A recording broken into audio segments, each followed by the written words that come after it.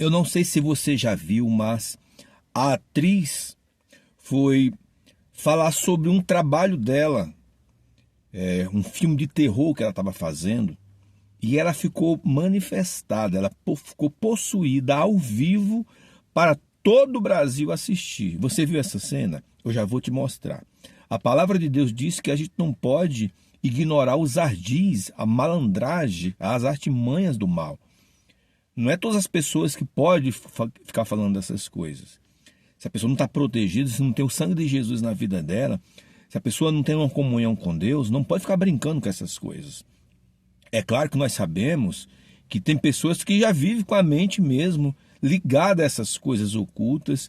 A vida dela já é uma vida de serviço a essas coisas, mas não pode ficar brincando. Eu lembro que outra atriz, já vou te mostrar a cena, outra atriz disse que estava gravando um filme lá daquele rapaz que fazia coisas horríveis lá no Parque do Estado, e durante as gravações, pessoas passaram mal, as pessoas vomitavam, pessoas viam vultos, ouviam vozes, e tiveram que, dentro do que eles acreditavam, rezar, orar, pedir proteção. Não pode ficar brincando com essas coisas. Então a atriz, ela estava ao vivo, numa filial lá do Maranhão, e ela estava falando sobre o filme de terror. E olha o que aconteceu com a vida da mulher. Presta atenção. E uma fotografia fantástica, e vai esperar que a gente esteja lá sangrando. Obrigada, Gilda. Muito obrigada, Mônica. Acabou o JN1 de hoje. Muito obrigada pela sua companhia. Para rever. Você pode dizer assim: rapaz, a mulher pregou uma pegadinha e tu me pregou outra, Zé Farias. Onde é que a palavra tem resposta para isso, irmãos? Agora é muito sério o que eu vou falar. Não sai do vídeo aí não, que eu quero te contar experiências que eu tive. Eu fui obreiro no ministério da Igreja Universal do Reino de Deus por 10 anos. Você pode dizer assim: mas não é nem uma igreja. Calma aí. Coloca as pedras no chão. Deixa eu falar uma coisa para você. Deixa eu falar experiências que eu vivi lá.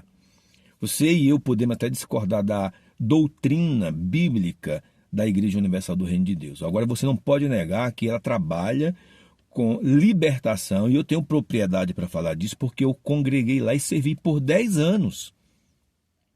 Então, eu vou ser sincero aqui contigo. Quando eu comecei a congregar na igreja, eu duvidava daquelas manifestações. Eu acreditava que aquelas pessoas eram pagas. Teve televisão até que chegou a dizer que era paga, para as pessoas interpretarem, atuarem como se estivessem sendo usadas pelo mal. Eu acreditava, por algum tempo acreditei nisso.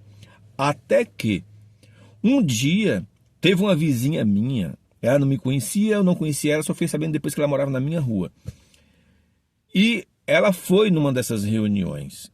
Depois, conversando com ela, eu e minha esposa, a gente descobrimos que ela nunca tinha estado ali. Mas nesse dia ela foi, e na hora da oração para o mal largar as pessoas, essa mulher se transformou em uma outra pessoa. Uma mulher magrinha, ficou quase batendo nos pastores. Foram vários pastores para segurar a mulher. A mulher que tinha uma voz suave, uma voz mansa, ficou com uma voz grossa, tipo a voz do Maguila. Eu vou pegar você, eu vou matar você. Eu falei, misericórdia. Foi aí que eu passei a não duvidar mais. Mas, meu irmão Zé Farias, quantas vezes você viu isso? Diversas vezes. As pessoas se manifestavam e nós tínhamos que ir lá libertar essas pessoas no nome de Jesus. Lembro de uma outra senhora que a minha esposa libertou ela, que a mulher estava bem na hora da oração. É claro que o contexto dessas pessoas é um contexto de pecado, é um contexto de uma vida desregrada, fora da vontade de Deus.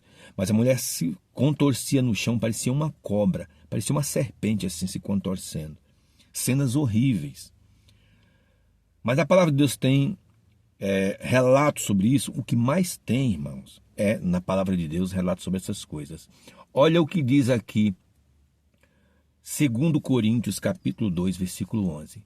Para que Satanás não alcance vantagem sobre nós, pois não lhe ignoramos os ardis. Então Paulo está instruindo a igreja de Corinto e dizendo no contexto, o contexto é santidade, é guardar o coração, é levar uma vida séria na presença de Deus, é ter uma vida de princípios na presença de Deus. Diz que o diabo, ele é ardiloso, ele arma ciladas. Em alguns casos, ele traz medo, dúvida, destruição. Não é à toa que o Senhor Jesus falou em João 10,10 que o diabo ele veio para roubar, matar e destruir. Então, o apóstolo, o Espírito Santo, através do apóstolo, ele diz assim, não ignore. Em outro trecho, ele diz que esses demônios eles se transformam em anjos de luz para enganar até mesmo os escolhidos, se eles não estiverem atentos. Então, ele diz, não ignore os seus ardis. O mal, ele é ardiloso. Em alguns lugares, ele trabalha com dúvida, com medo, com possessão, com opressão. Tem muitas igrejas que as pessoas não são possessas, mas elas são opressas. Duvida do caráter de Deus, está sempre duvidando, sempre andando em incredulidade, em carnalidade. E acontecem essas coisas, irmãos. Mas olha só um relato aqui de Mateus, capítulo 28, versículo 20, Mateus 8, 28 e 29. O Senhor Jesus, a Bíblia diz que o Senhor Jesus, chegando à cidade de Gadara, tendo ele chegado à outra margem, na terra dos Gadarenos, na cidade de Gadara, vieram-lhe ao encontro 2 endemoniados, saindo entre eles dos sepulcros, saindo dentre os sepulcros. E a tal ponto furiosos que ninguém podia passar por aquele caminho. Imagina, os caras viviam uma situação tão delicada, assim, tão difícil, a possessão, que ninguém conseguia passar pelo caminho. E eles gritavam, quando viram Jesus, que temos nós contigo, ó Filho de Deus, Filho de Deus, vieste atormentar antes do tempo? Por que ele diz, vieste atormentar antes do tempo? Porque a Bíblia diz que o diabo e seus demônios serão lançados no lago de fogo, no lago que arde com fogo e enxofre. Então o diabo faz essa pergunta, você veio, Filho de Deus, atormentar a gente antes do tempo? Então você vê que até o diabo sabe o fim dele. Deus não quer que você ignore o seu fim. Se você está na presença de Deus, o seu fim é a eternidade com Jesus. Porque até os demônios sabem o fim dele. Então ele diz, se você vier atormentar a gente antes do tempo, não é o tempo ainda. Vai chegar um tempo que a gente vai ter o nosso salário, a nossa paga por causa da rebeldia. Mas ainda não é o tempo. Você vier atormentar a gente antes do tempo. Agora, o Marcos, falando dessa mesma situação, no capítulo 5, no versículo 9 e 10, falando dos mesmos 2 caras que saem do sepulcro, aí ele vai trabalhar o diálogo do Senhor Jesus com um dos 2. É o mesmo relato, mas o Mateus conta de um jeito e o Marcos conta o mesmo episódio falando do diálogo que Jesus teve com um deles. E perguntou-lhes, quem perguntou? Jesus perguntou a um dos 2 endemoniados, do mesmo caso, qual é o teu nome?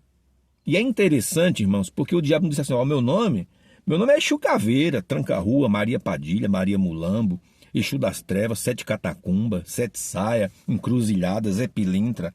Eita, Zé Farias, tu é dado do Misifi? Não, irmão, já estudei muito sobre isso. O demônio ele não tem nome. Esses nomes que são falados são em religiões de matriz africana. E alguém que está aí me assistindo pode dizer assim, não, são pessoas que já morreram, não são demônios. Hebreus 9, 27 diz que ao homem está ordenado morrer uma só vez, vindo depois disso o juízo. Ninguém morre e depois volta como espírito iluminado. Isso não é cristianismo, isso não é bíblico. A pessoa morrer e depois voltar. Mas isso é assunto para outro dia. Mas a Bíblia diz que o homem morre uma vez só. Isso aí são demônios disfarçados de anjo de luz. Então o Senhor Jesus disse assim, qual o teu nome? Respondeu ele. Então o demônio falou na boca do rapaz, respondendo a Jesus. Legião. Jesus disse, qual o teu nome? Ele disse, Legião. É o meu nome, porque somos muitos. Então, dentro daquele. Aliás, a palavra endemoniado, que significa que o corpo da pessoa se transformou num ninho de demônio. Por isso que ele diz assim: meu nome é Legião, porque somos muitos. E rogou-lhes encarecidamente que não os mandasse para fora do país. O resto da história diz que o Senhor Jesus permitiu que aqueles demônios entrassem nos porcos. E os porcos se precipitaram e foram para dentro de um lago e morreram. Percebe que nem animais aceitam viver com demônios no corpo. Porque um homem ou uma mulher, uma pessoa feita à imagem e semelhança de Deus, vai permitir que o seu corpo seja ninho de demônios. Isso fica uma grande lição, né, irmãos? E qual é a sua opinião? Você acredita que os demônios se manifestam hoje? Os demônios existem? Que eles não estão por aí? Você acha que estão no inferno, no mundo? Agora, a notícia boa para encerrarmos esse vídeo é que o Senhor Jesus deu autoridade à igreja. Se você é um homem ou uma mulher de Deus, Jesus ele te deu autoridade, unção, poder para expulsar os demônios. Na grande comissão, quando o Senhor Jesus diz assim, vá para aqueles 70, Jesus ainda não tinha ido para a cruz, ele diz assim, ó, vão de 2 em 2, de casa em casa, curem os enfermos e expulsem os demônios. Em Mateus 28, ele diz assim, depois dessa ressurreição, antes de subir aos céus, ele diz, ide por todo mundo, prega o evangelho a toda criatura, expulsai os demônios, curai enfermos, ressuscitai mortos. Jesus, ele nos deu o poder. O nome de Jesus, quando o demônio ouve o nome de Jesus, ele tem que sair. Se for demônio, se não for fingimento, se não for atuação, o demônio tem que se submeter ao nome poderoso do Senhor Jesus. Mas eu quero saber a tua opinião. O que é que você acha de tudo isso? Um abraço, fique com Deus e até o próximo vídeo.